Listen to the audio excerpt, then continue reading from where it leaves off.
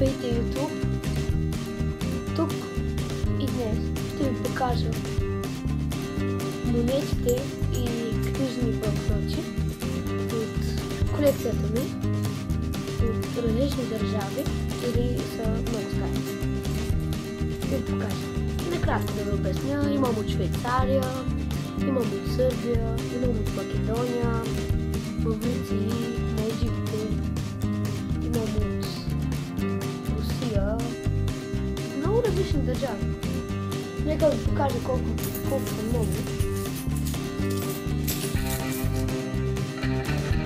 Това е едната част, малко. Може.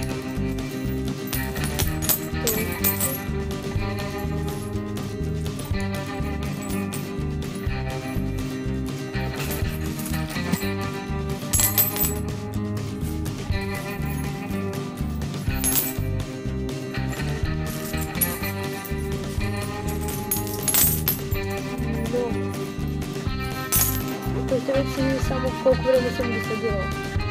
И напомня. Също ето.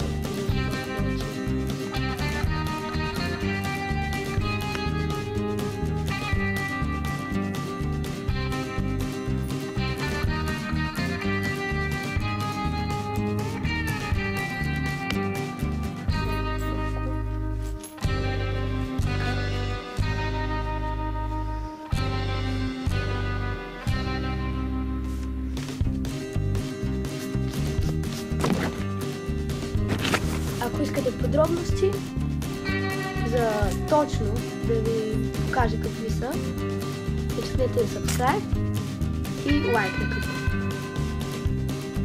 До другия път. Само да кажа, последно до 30 subscribe ще почна да обяснявам за първите. Чао!